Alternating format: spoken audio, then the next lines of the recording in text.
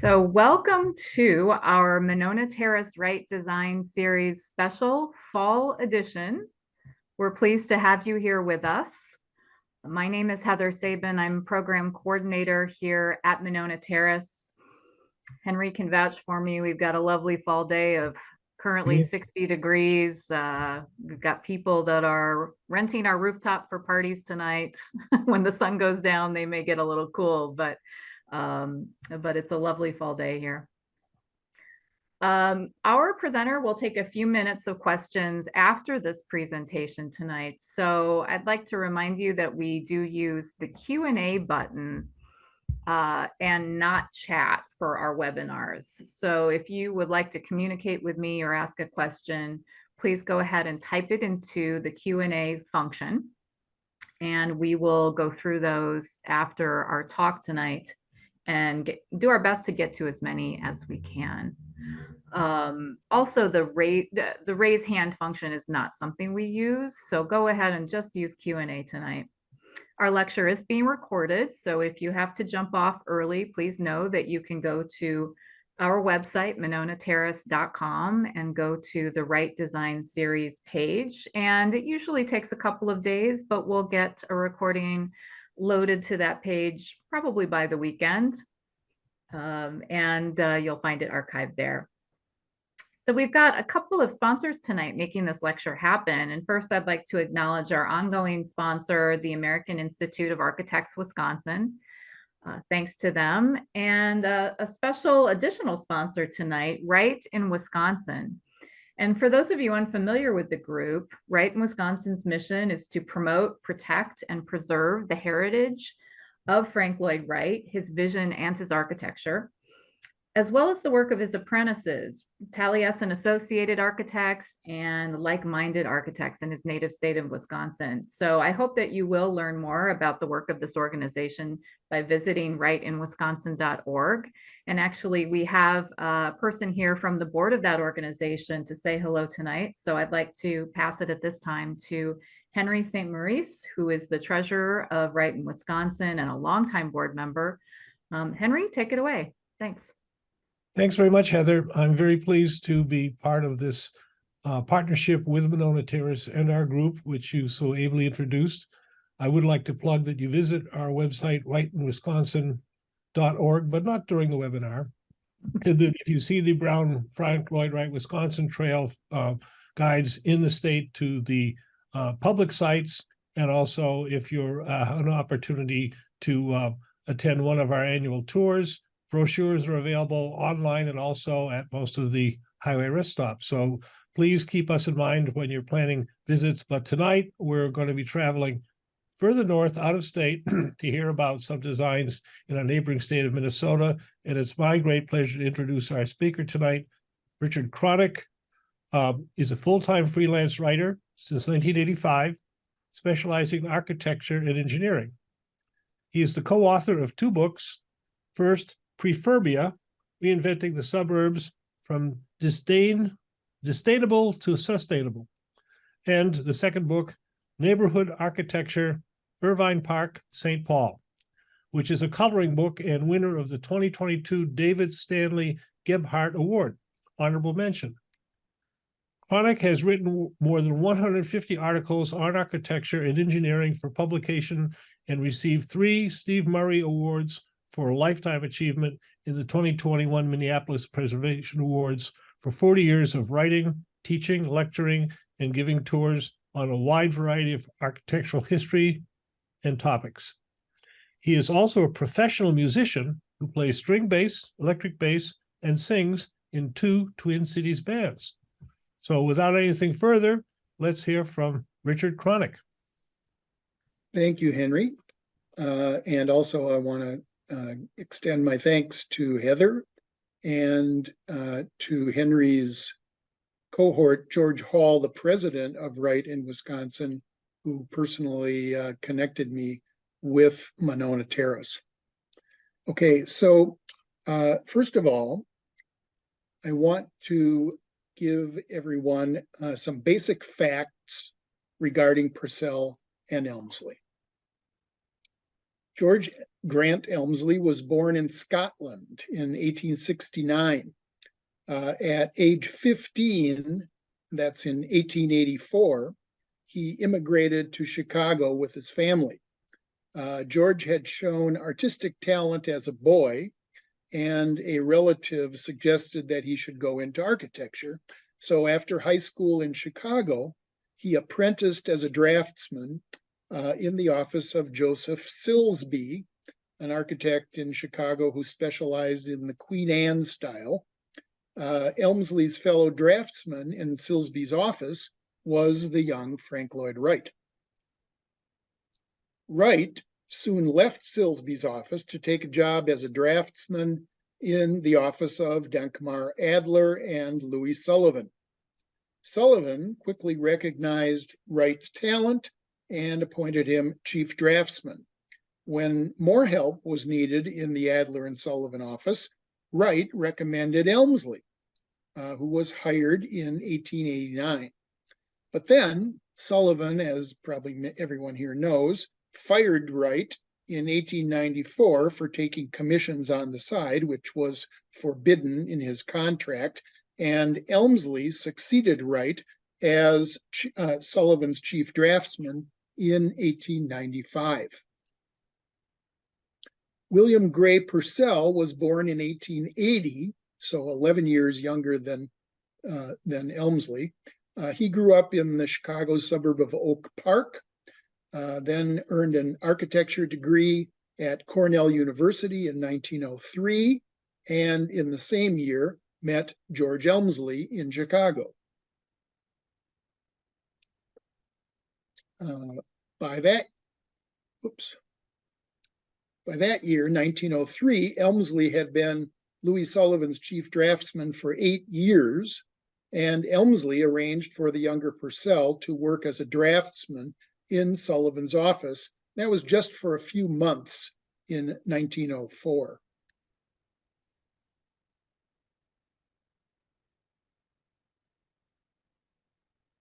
Then in 1907, Purcell and his college classmate, George Fike Jr., a structural engineer, moved to Minneapolis and opened an architecture office. George Elmslie left Sullivan in late 1909, moved to Minneapolis, and joined Purcell and Fike in partnership. Fike then left the firm in 1912. Purcell and Elmslie continued in partnership until 1921, but their friendship was lifelong. Elmslie died in 1952. Purcell died in 1965. The firm was very successful. From 1907 to 1921, more than 300 of their building designs were constructed from coast to coast in the United States. These are just a few of the 15 banks they designed. And here are a few of their best houses. Okay, so that's just a very brief overview of Purcell and Elmslie. Now to my main point. I want to demonstrate that Purcell and Elmslie's architecture was fundamentally spiritualistic. So first, I'll define that word, spiritualism. Second, I'll establish that Purcell and Elmslie saw themselves as spiritualists. Third, I'll outline sources from which Purcell and Elmslie synthesized their beliefs. And finally, fourth, I will show how they consciously expressed their spiritualistic beliefs in architecture and writing. All right, so what is spiritualism? Well, during the lifetimes of Purcell and Elmslie, or P and E as they liked to call themselves, there were two opposed definitions of the word spiritualism. On one hand, the word was used to label a belief that it was possible to contact the dead through a human medium. Most of the mediums were women, and this was an opportunity for women to become leaders, allowing them to break out of the strictly subservient role proscribed for them within traditional religions. So there was a feminist aspect to this brand of spiritualism.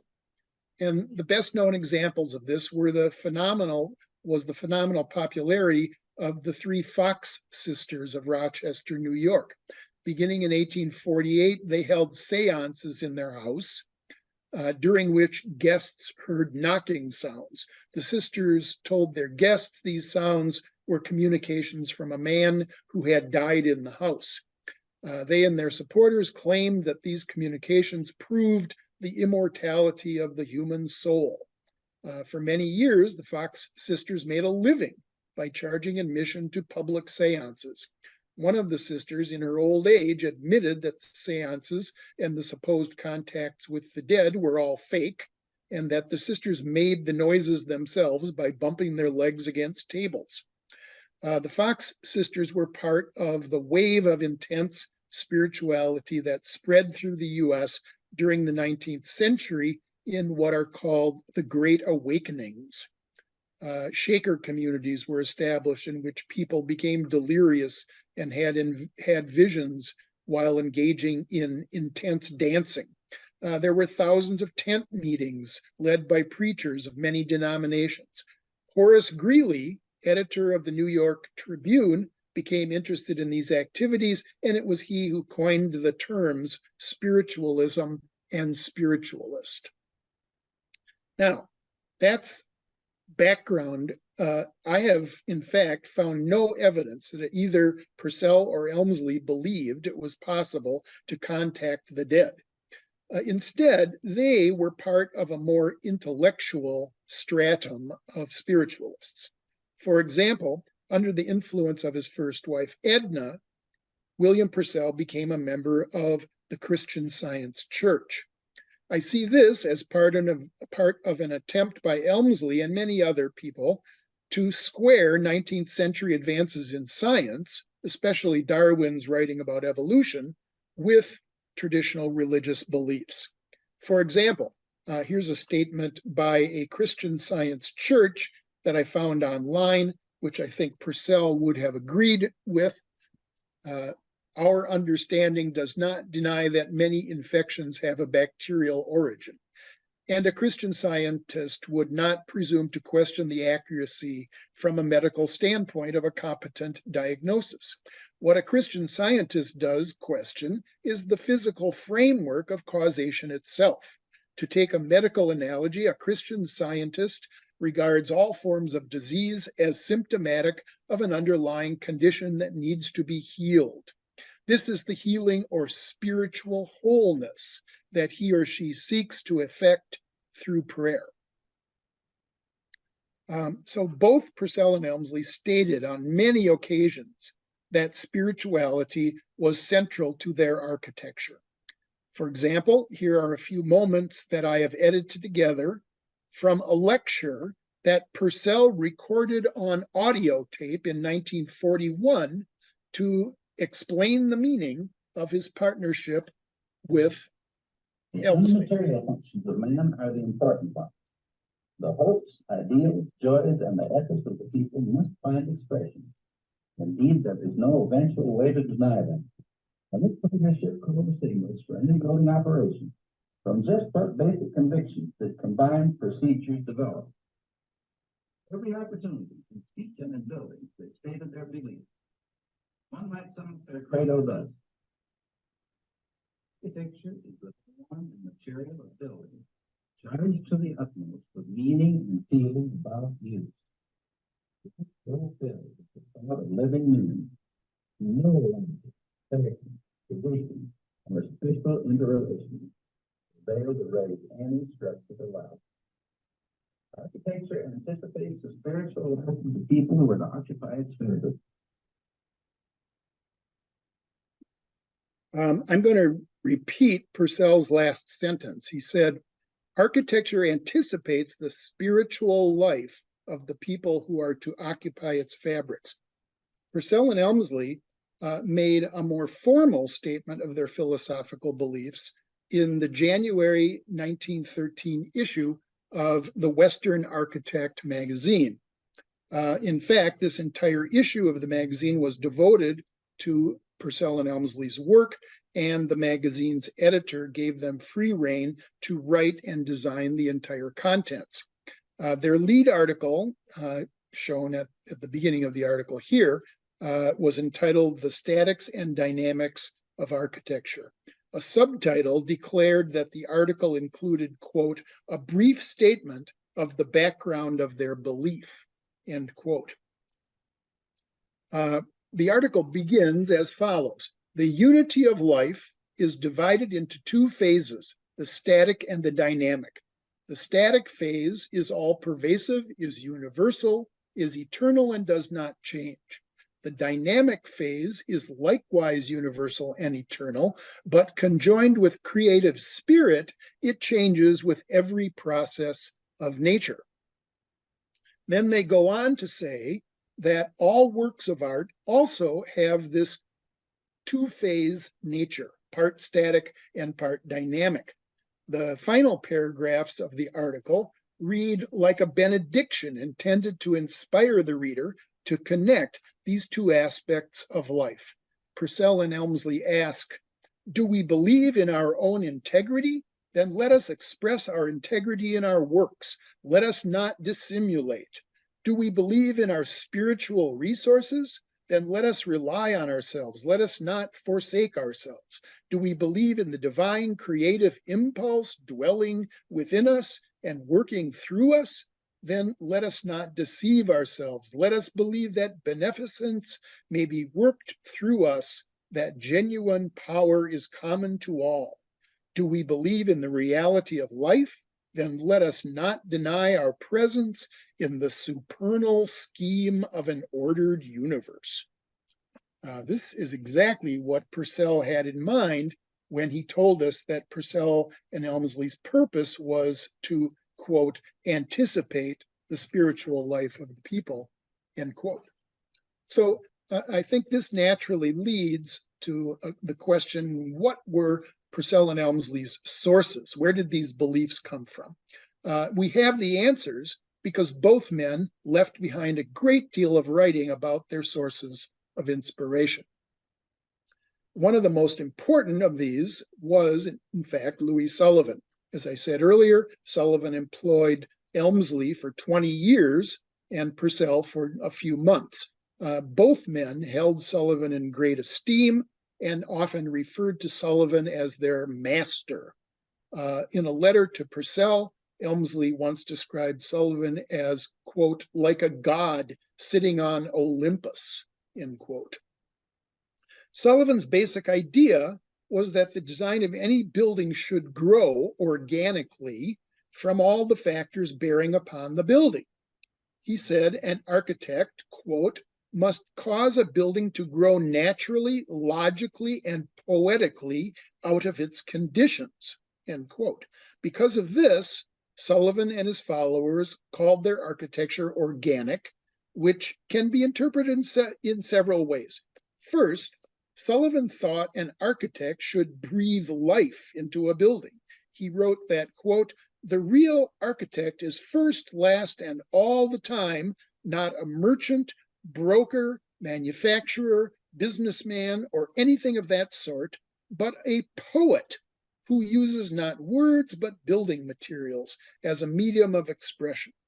To be truly great, really useful, he must impart to the passive materials a subjective or spiritual human quality, which shall make them live for other humans. Otherwise, he fails utterly and is, in a high sense, a public nuisance," end quote. Sullivan, as I'm sure everyone here knows, is famous for his motto, "form follows function." But this has been misinterpreted by modernists who decided incorrectly that it applied only to structural form and meant a building should express its structure on its exterior surface. That is not what Sullivan meant at all. He said the most important function of any building is its spiritual function. He said, quote, "I value spiritual results only. I say spiritual results precede all other results and indicate them," end quote.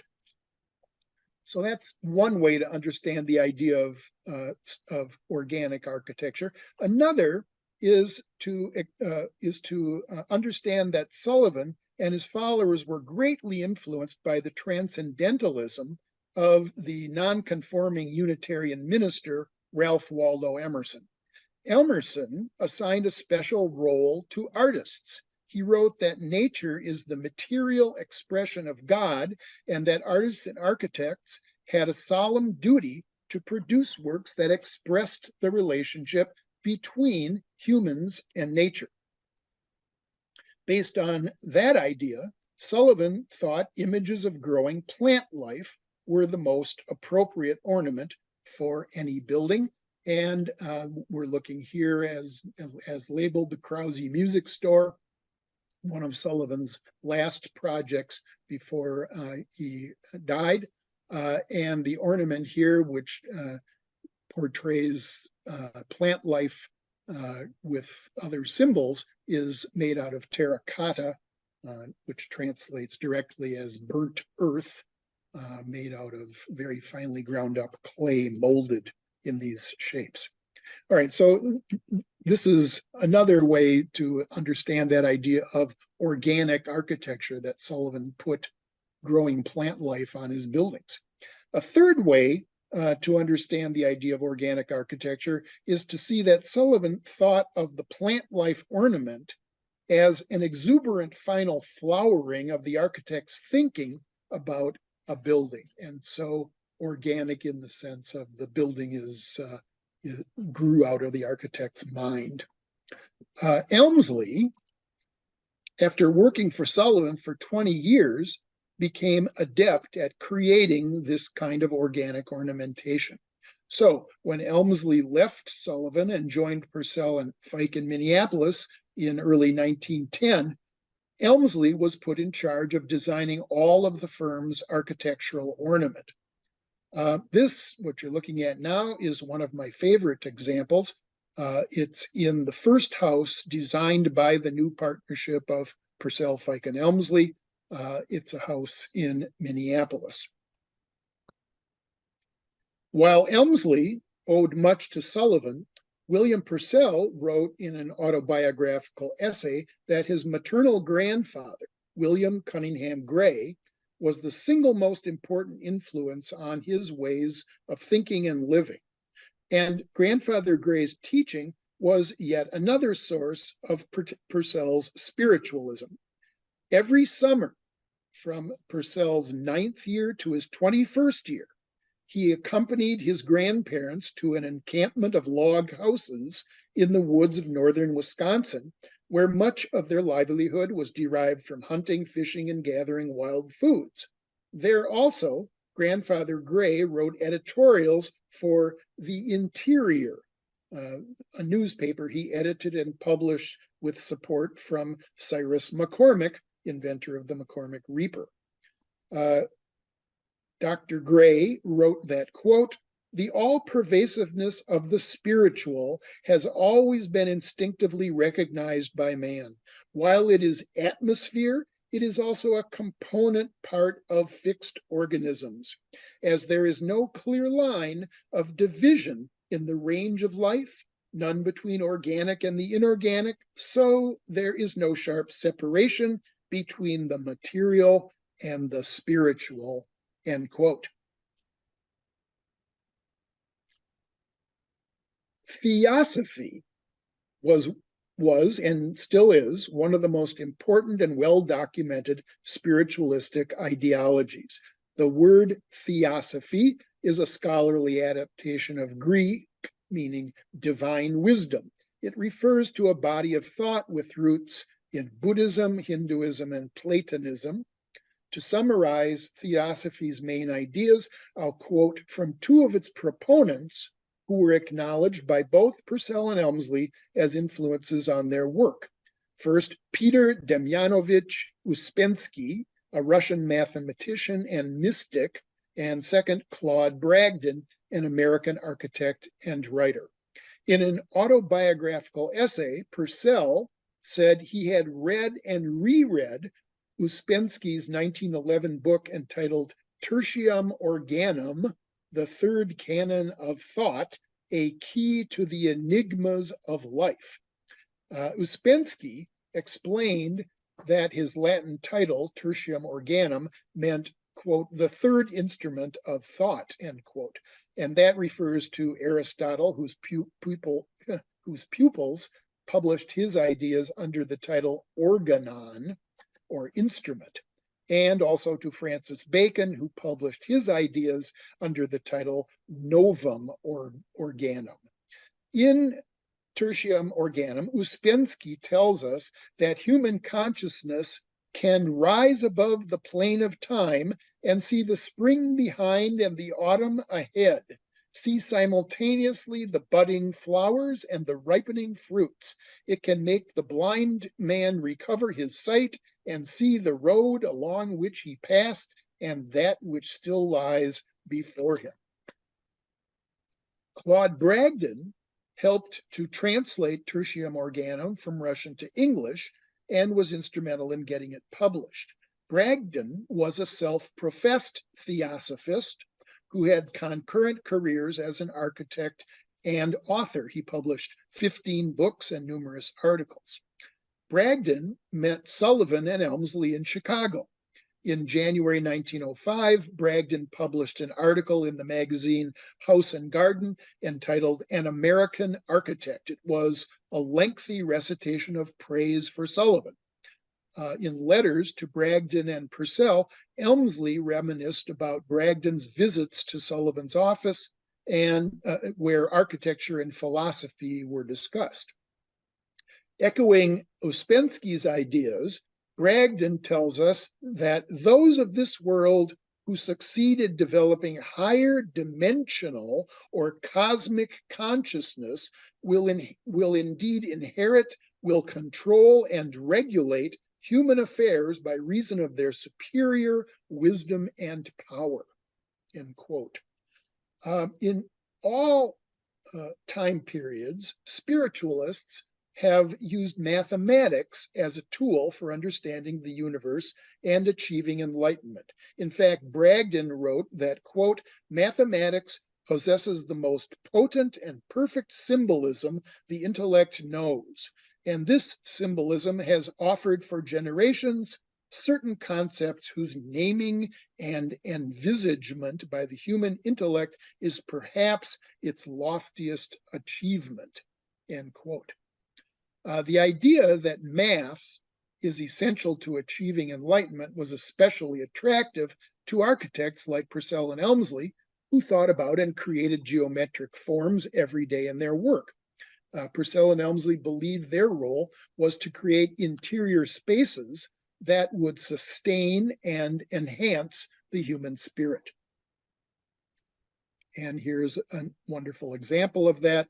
The house that was designed for William Purcell and his own family in Minneapolis. It's called the Purcell Cutts House now. Cutts was the name of the second owners who their son eventually willed the house to the Minneapolis Institute of Arts. In an unpublished essay about this house, Purcell wrote that, quote, the shape of the spaces I created have made happy and satisfied those who used them, end quote. In another description of the house, Purcell wrote that, quote, the useless division between sunroom and living room quietly slipped away. All parts, a new place appeared with the house, all free and open, filled with soft light. All parts invite one to exercise the various functions of everyday living. One can live all over the single room of the entire lower floor according to the time of day or his mood, end quote. In an essay written jointly by Purcell and Elmslie in the 1930s, they stated that, quote, the lovely and gracious enclosing and sheltering forms represent spiritual elements in the art of architecture.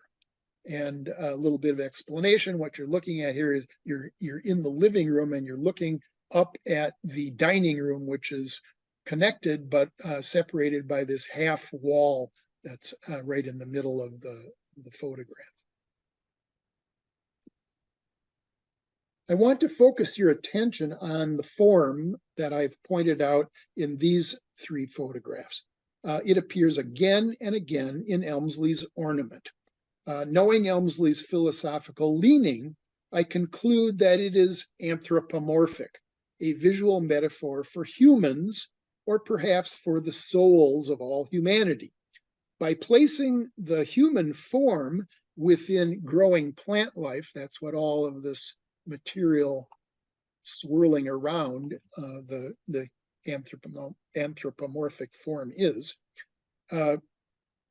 Elmslie expresses the idea of Ralph Waldo Emerson of the close relationship between humans and nature. And notice the implied upward movement in these ornaments. The message is that together, humankind and nature are progressively evolving upward. It's a very optimistic idea.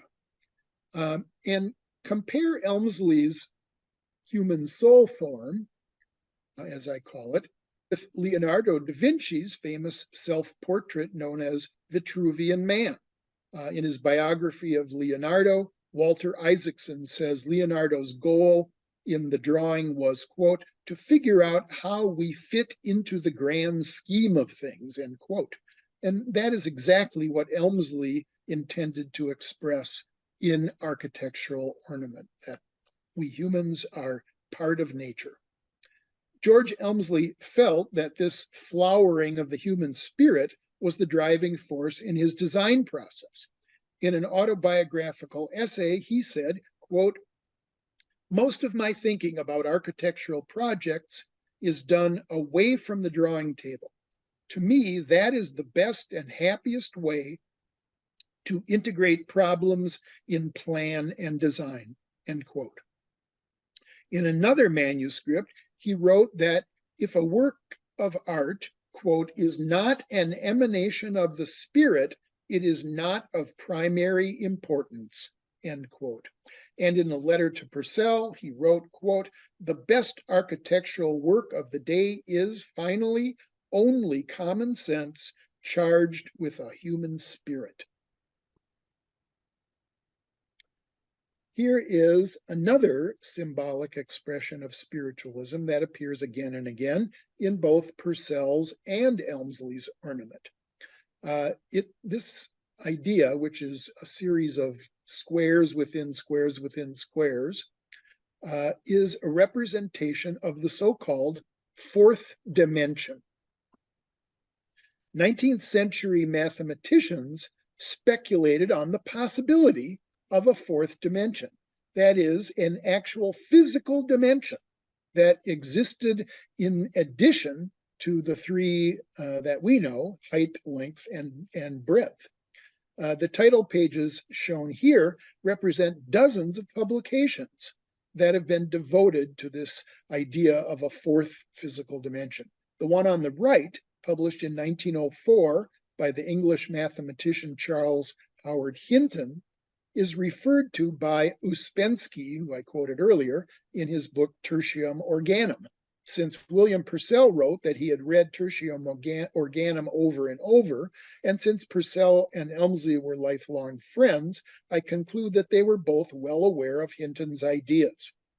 Hinton discussed a geometrical progression from a point, which has no dimensions, to a line, which has one dimension, to a square, which has two dimensions, to a cube, which has three dimensions, to a tesseract, which is the word Hinton created to name the next step in the progression. Hinton furthermore speculated that since humans are oriented to three-dimensionality, if we were to confront a tesseract, we would not be able to understand it. Just as it is possible to view a cube from a straight-on angle and conclude that all we are seeing is a square, if we were confronted with a tesseract, said Hinton, we would only be able to discern one of the cubes that form an edge of the tesseract.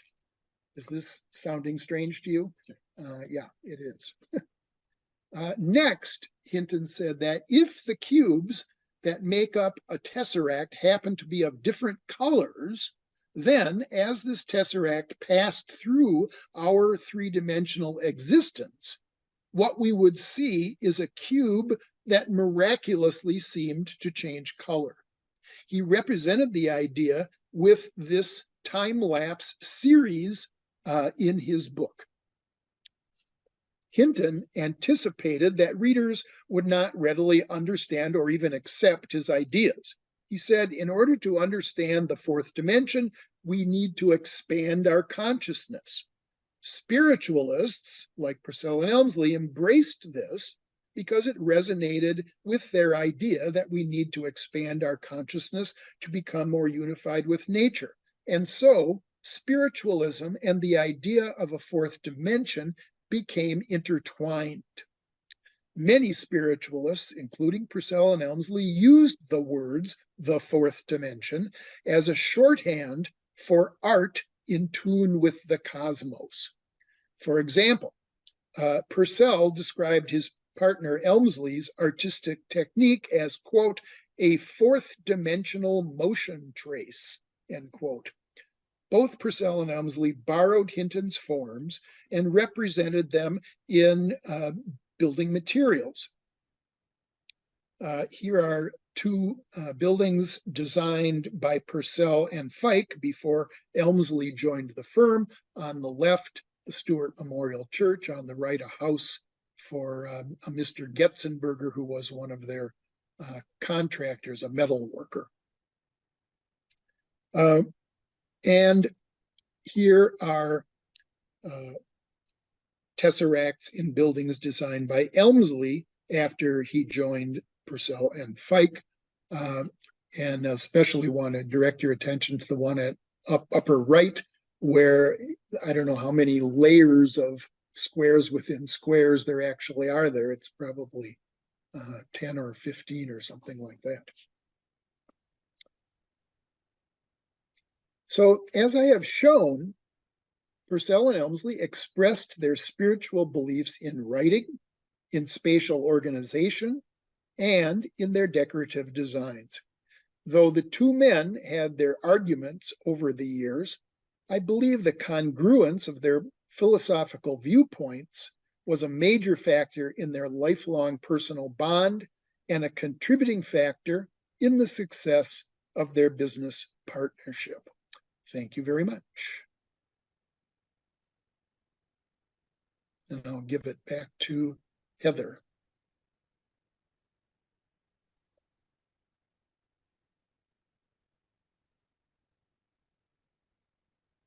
Yeah, there you go. Thank you, Dick. Terrific. We do invite questions from our audience here. I was curious, just because I've only seen one house here in Madison designed by P&E, and it was privately owned, so it was a special opportunity. Are there any that are open to the public? There is just one, and it is one that I showed, the Purcell Cuts House in Minneapolis. As I briefly mentioned, I'll explain a little bit here. As happened to almost all architects, Purcell and Elmslie were almost put out of business during World War I because building materials were needed for the war effort. And Purcell was forced to sell his house, which had been built in 1912 and 13. Just 4 years later, in 1917, he sold the house and moved to Pennsylvania, where he took a job as a graphic designer. And he sold the house to the family of a man named Anson B. Cutts. And then the Cutts family lived in it for about 60 years. In early 1980, Anson Cutts Jr., the son of the family who was still living in the house by himself, died and willed the house to the Minneapolis Institute of Arts with an endowment for its restoration. So it's owned by the Art Institute, and it is open for public tours one Saturday each month. Okay, good to know. And it looks like there are also pieces like the stained glass you showed that are in the collection too, or Yes, the one of the windows that I showed is actually in the Metropolitan Museum of Art in New York City. But yes, the Minneapolis Institute of Arts has a gallery full of Prairie School furniture, and it obviously includes a lot of Purcell and Elmslie, including that multi-dimensional thing that I showed, where I said it might have 10 or 15 layers of squares within squares. That was a skylight in a bank that was later demolished, and ended up, the skylight did, in the collection of the Art Institute in Minneapolis. thank you. We do have some questions flowing in here, which I'll address. Larry is asking about the role of spiritualism later on in the lives of Peony. So he says post 1921. Well, as I did mention, Purcell became an adherent to Christian Science, and in 1921, when he I'll back up and say it was Purcell who ended the partnership, and this was because of a problem with Elmslie. George Elmslie was an extremely shy man. He only got married when Purcell, as we used to say in the old days, fixed him up with the roommate of Purcell's wife, the college roommate. And her name was, Elmslie's wife was Bonnie Marie Hunter. They married in 1912, but in 1914, Bonnie Marie Hunter died in a hospital. She was under the knife, having an operation that was supposed to allow her to have children, and she died of sepsis. And George Elmslie never recovered from the sadness. He was, you would, in today's terminology, say he was clinically depressed for the rest of his life. And so he clung to his beliefs in spiritualism, and there are about a dozen buildings that he produced after the Purcell and Elmslie partnership, and they continue to have the same kind of spiritualistic symbolism in the materials in the buildings. Purcell, when the partnership ended in 1921, moved to Portland, Oregon. He had always liked the Pacific Northwest. Early in his career, before he had those few months with Sullivan, he had a job in an architect's office in Seattle. And so he always kept the Pacific Northwest in mind. So he moved to Portland, Oregon in 1921 and had a solo career there for about 10 years. And one of the buildings he designed was a Christian Science church. Incidentally, it is today a Buddhist place of worship. And so he was expressing his spirituality through the Christian Science mode for the rest of his life. And again, his designs for houses and that Christian Science worship place also have the symbolism of spiritualism in them. So they both clung to their beliefs. Then Purcell, as I said, was in Portland only for about 10 years through about 1930. At that point, he discovered that he had tuberculosis, and he got weaker and weaker for the rest of his life. He moved to Pasadena, which was then prescribed as the right climate for a sufferer of tuberculosis. And so he no longer practiced architecture, Instead, he began a sort of second late career as a writer and produced one book, which was a memoir of living in the northern Wisconsin woods. I briefly mentioned this, and he wrote more than 50 articles in magazines. So yeah, there were echoes of their spirituality in their work after the partnership ended in 21. Thank you. Quite a few compliments to you, Dick, on the presentation, and a couple of questions related to what other resources are out there for people who want to learn more about Purcell and Elmslie. Any books you would recommend, videos? Yep. I'll actually go away from the screen for just a moment and grab a book so I can put it on screen. Great.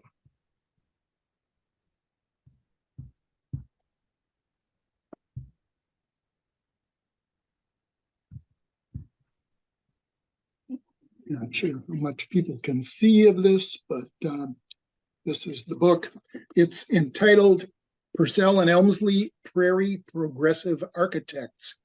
And it was written by David Gebhard, who I worked with for a few years in the 1990s. David Gebhard wrote his PhD dissertation on Purcell and Elmslie. That was published it wasn't published, it was completed in 1956. David was getting his PhD at the University of Minnesota. He's a Minneapolis guy. And David told me that he always wanted to edit his PhD dissertation and turn it into a book. Sadly, however, he died of a heart attack at the age of 68 and was unable to do that. His wife, Patricia Gebhard, who had a career as a librarian, finally did the edit of his dissertation into the book Purcell and Elmslie, Prairie Progressive Architects. So in his day, David was the expert on Purcell and Elmslie, and I would recommend that book to anyone.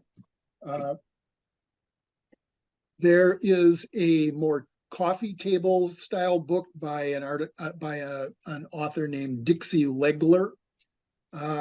Beautiful photographs in it, and minimal essays about the buildings.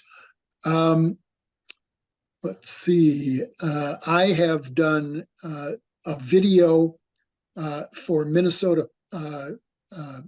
It's called Twin Cities Public Television, about the bank in Owatonna, Minnesota, which is usually credited to Louis Sullivan, but this was one of the many buildings in the end of Sullivan's career that were actually mostly designed by George Elmslie. And so that video in which we characterize that bank is available on the website of, they call themselves TPT, Twin Cities Public Television. So it's tpt.org. Interesting. Okay. So that one more quick question about resources, and that is that someone asked about whether a compendium exists of P&E's own writings. Do you know of such a thing? No, there is no such thing. Boy, that would be a multi-volume work. In addition to what I said, the more than 50 articles and one book, Purcell wrote dozens of essays, most of which were never published. I quoted from a few of them in my talk.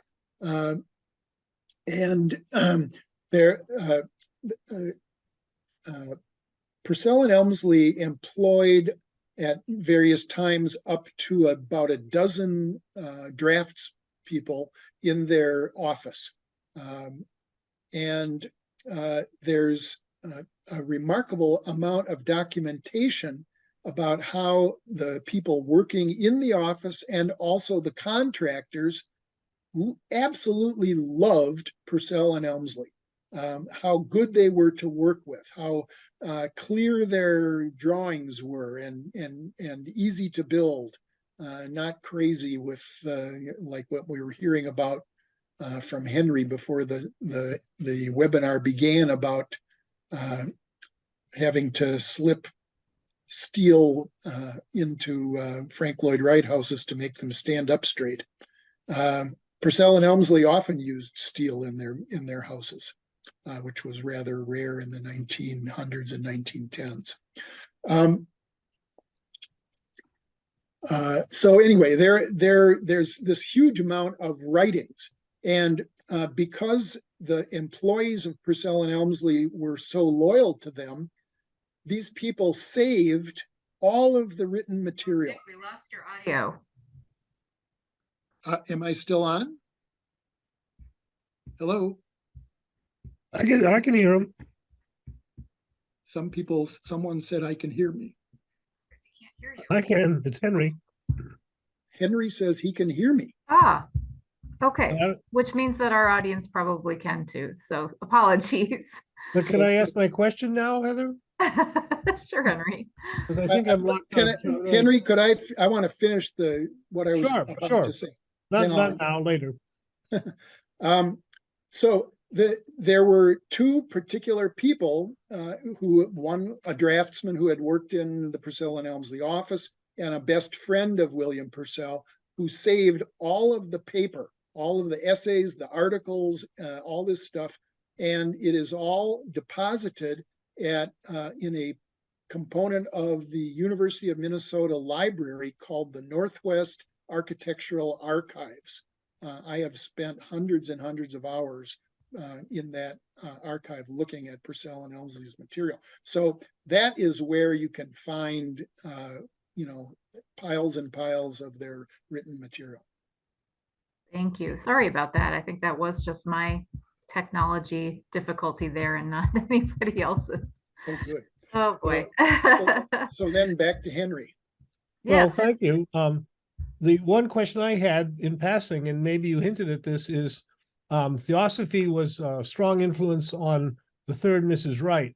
She was, as everyone who studied the situation knows, a student of Gurdjieff's before and after she met Wright. Was there any connection between the spiritual and theosophical writings that you talked about and the work that Wright did with the third Mrs. Wright? Can you ask the question again, please? I'm not sure. Theosophy was a connection that you hinted to, certainly in the spiritual beliefs of the two authors, Purcell and Elmslie, but Yeah. pretty well known that the third Mrs. Wright, Olga Vanna, was a student of Gurdjieff's. Right. Did you ever find any connection between the work that Wright did with her and the work that Purcell and Elmslie did in their work? I see. Well, as I mentioned early in my talk, Elmslie met Wright very early in his career, and they both worked side by side for many years, both in Sullivan's office and in who's the other architect? His name escapes me at the moment. Yeah, thank you, Silsby. So they knew Frank Lloyd Wright throughout their career. And I'll add one anecdote here that will explain their relationship with Wright. When Wright was preparing to run off to Europe with Mamah Borthwick Cheney in 1909, one of the people he asked to take over his practice was Purcell and Elmslie. In fact, he stopped at the train station in downtown Minneapolis and called up Purcell and asked him to come and meet with him to talk about this. And Purcell turned him down flat. Purcell and Elmslie did not like Frank Lloyd Wright. And when Wright later wrote his autobiography, he wrote a very damaging description of George Elmslie.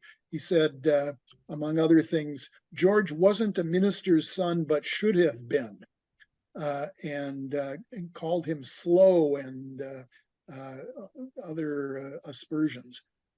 So Purcell and Elmslie never liked Frank Lloyd Wright. They were well aware of what he did. They copied aspects of his architecture, and they acknowledged that they were doing that in many ways, but they were not in close contact with Wright. And so certainly they were not in close contact with Olga Vanna after Wright passed away. Thanks for that answer. You're welcome. Dick, if we could return to this topic of overlap with Sullivan while still working in his office. One of our audience members' questions relates to this, and from Jason, it's, do we know how much of a hand Sullivan had in the Harold C. Bradley, or was this all Elmslie? Yep, that was literally all Elmslie. Well, here's how it went. The Bradley 1 house was a gift to the Bradleys from Josephine Bradley's father, Charles Crane. People probably are aware of the Crane Plumbing Company that still exists and makes bathroom fixtures, toilets and sinks and so forth, porcelain and so on. The gift from Charles Crane to his daughter and son-in-law was a wedding gift when they were married. And I think that Charles Crane was wanted to make the house big so that it would be an expensive house so that Sullivan could get a big commission. Well, it turned out that the Bradleys did not want a huge house. And so Mr. Bradley, who was a professor of physiology at University of Wisconsin, wrote a letter many years later and said that we noticed that Sullivan was drunk a lot of the time, and pretty soon he stopped communicating with us altogether and instead sent George Elmslie. And so Elmslie ended up redesigning the whole house. And Professor Bradley, in that letter that he wrote, said, we loved working with George Elmslie. He was an excellent architect and very personable, and we didn't see much of Sullivan anymore. And so Sullivan had a hand in the beginning of the house, but it was really greatly redesigned and shrunk a bit in the hands of Elmslie. And then, Heather, you mentioned the one Purcell and Elmslie house that you know in Madison, and that is, of course, the Bradley 2 house.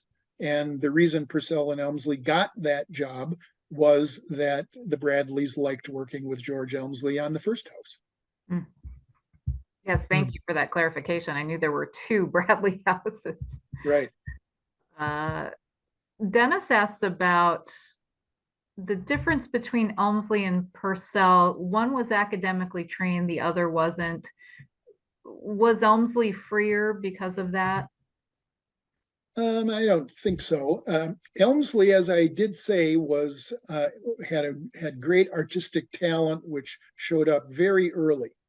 But even before the tragedy of his wife of 2 years dying, he was already a very self-conscious, self-deprecating, in fact, person. I've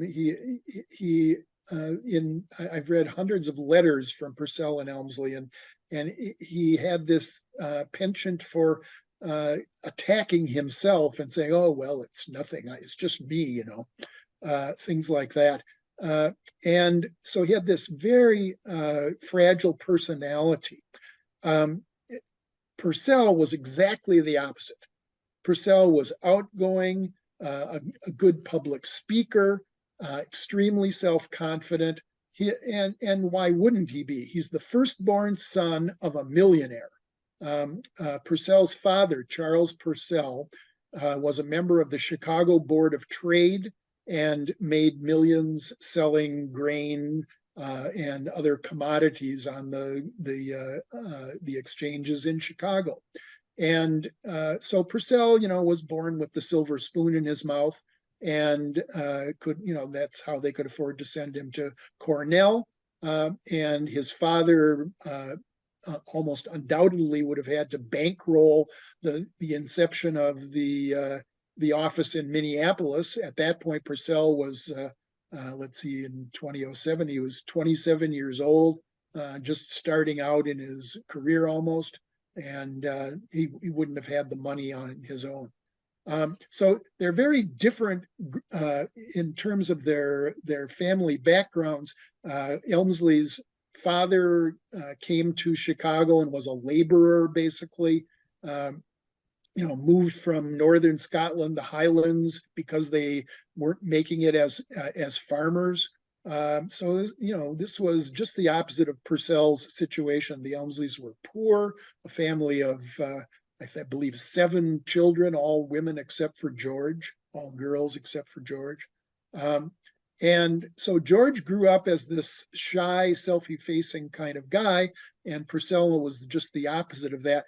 And that was one reason that they made a good partnership. Purcell could handle all of the public relations, but Elmslie was the greater artist by far. Purcell readily admitted that he was what Frank Lloyd Wright used to say about himself, a T-square and triangle architect, whereas Elmslie could draw these gorgeous arabesque like ornaments of entwining plant life all around the anthropomorphic form. So each complemented the other, it sounds like. Very much. Very much. I have a question about the decoration. DS, did P&E also use floral motifs in their decorative work? And how did this relate to their spirituality? D is asking if they use the poppy like George Maher. Mayer. Thank you, Mayer. Yeah, Mayer, it's pronounced. No, Elmslie used floral elements. I'm thinking of there are some sunroom doors in a house in Minneapolis that have a very stylized representation of a growing plant. However, again, encased in the bloom at the top is that anthropomorphic form that I showed that he used over and over again. And they were, again, well aware of George Washington Mayer, but Elmslie was his own man. And Purcell made a big point of that, especially in comparison with Sullivan, because both Purcell and Elmslie, for their whole lives, had mixed feelings about Louis Sullivan. George Elmslie should have been recognized as Sullivan's partner in 1895 when Elmslie became the chief draftsman, and then over the next about 15 years to 1909, Sullivan fell into his cups, became really incapacitated by alcoholism, and Elmslie took over more and more and more of the work. So Elmslie should have been a partner, but Sullivan never gave him that title, and Sullivan essentially was, happy to take credit for all of the work that Elmslie was doing. So it's a sad commentary. The relationship between Sullivan and Elmslie. Elmslie was what alcohol treatment people call an enabler. He was the one who kept his head down and did all the work, while Sullivan claimed to be working. Thank you. One more time, the book that you had shown us, is that title Prairie Progressive? Yeah, it is. It's Purcell &Elmslie : Prairie Progressive Architects. Thank you. Yep. And it's published by, I have it in front of me here, Gibbs Smith. Published in 2006.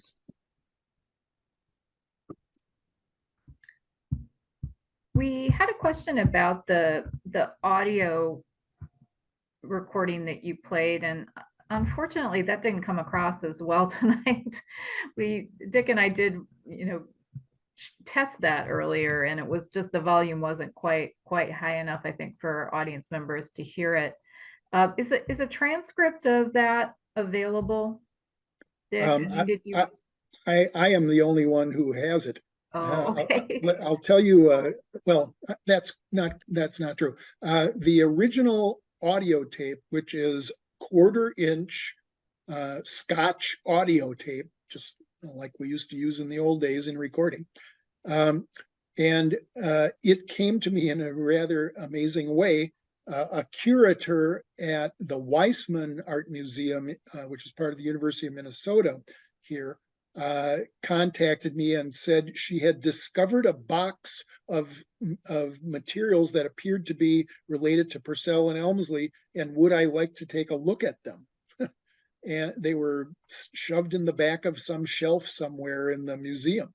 And she loaned them all to me, and lo and behold, they contained what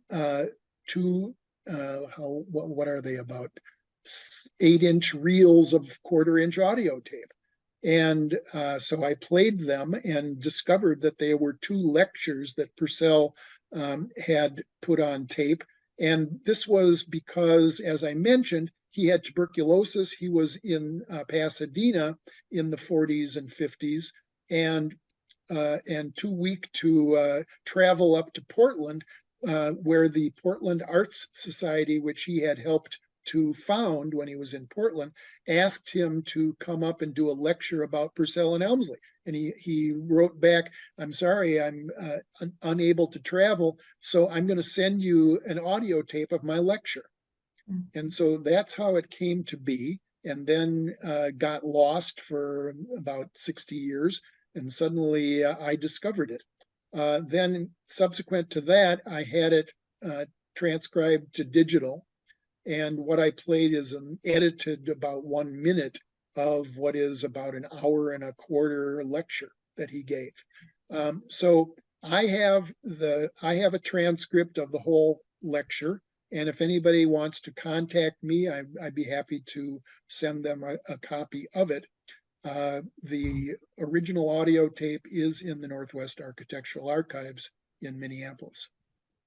Great. And you do have a great website with a way to get a hold of you, right? Which is richardkronick.com. Sorry. Yep, you got it. Richard Kronick. RichardLKronick.com. Okay. www.richardlkronick.com. A couple more questions here. This one from Alan is asking you to discuss their West Coast work and how P&E designs compare to later Purcell individual designs. Yeah. Well, as I explained, Elmslie was the artistic member of the partnership. And so when Purcell ended the partnership with Elmslie and moved to Portland, all of that great artistic ability is gone. And so the houses, and I've looked at about maybe 10 of the houses in Portland that Purcell designed, the forms, the shapes of the buildings and the parts of the buildings remind you of Purcell and Elmslie, but it has none of the panache, none of the beautiful ornamentation that was always done by Elmslie. So that's in terms of the work that Purcell did himself. They did have a few things that still exist on the West Coast. There's a house in the Bay Area suddenly can't think of the city that the University of California is in. Berkeley. Berkeley, thank you. There's a house in Berkeley That's a Purcell and Elmslie house, and it looks just like Purcell and Elmslie in Minneapolis or Purcell and Elmslie in Madison. Has all the features and all the lovely, delicate ornamental details. So there's that. Late in his life, Purcell had a working relationship with a young architect in the LA area, and there's a couple of concrete houses in the LA area that are the result of Purcell's collaboration with that young man. They look like brutalism to me. So again, they don't have the delicacy, the ornamentation that George Elmslie could have inserted. And it was Purcell who ended the partnership. One of the results of Elmslie's problematic personality was that he became very compulsive about designing ornament. And he would design more ornament than clients could afford to build. And so Purcell wrote that everybody in the office knew that whatever their other duties were, they also were there to hold George back from over designing and wasting time and clocking up hours that were billed to clients. So when Purcell, when the partnership ended in 21, it was Purcell who initiated that. And there are some very disturbing letters between Purcell and Elmslie at that point in time, where Purcell is saying, "I'm sorry, George, we just can't go on like this." Too bad. Very sad. We have a good one here, I think, to wrap up on, which is just drilling down a little bit more on the spiritualism idea. And the question from Larry is it fair to say that P&E's spiritualism is expressed principally through the ornament they designed rather than in the larger building form, layout, massing materials? No, I think they intended to express their beliefs in every aspect of their buildings. And, I showed the living room, dining room relationship in the Purcell Cuts house and the flowing open space.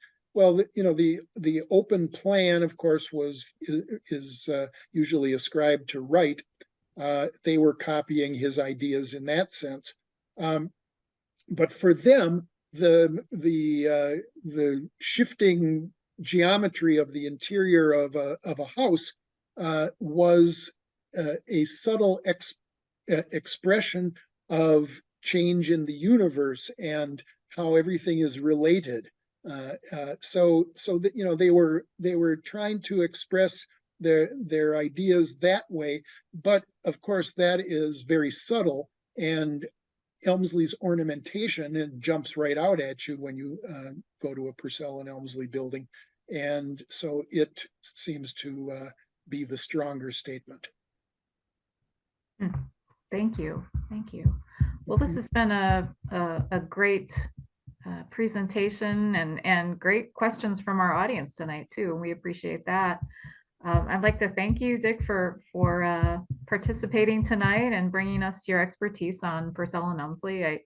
They are remarkable to see in person if you can get it. And not them, of course, their work.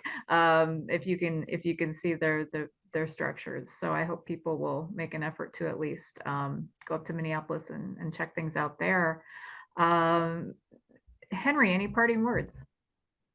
No, thanks, Heather. Thanks for doing everything. And thanks, Dick, for a wonderful presentation and for including WRIGHT in Wisconsin in the partnership on these very intriguing webinars and live lectures. They're just wonderful. Oh, thank you. Well, we appreciate your sponsorship tonight, WRIGHT in Wisconsin. Thank you so much. You do great work. And to our audience, thank you. Thanks, everybody. I appreciate it. Take care. Have a good night. Good night. Good night.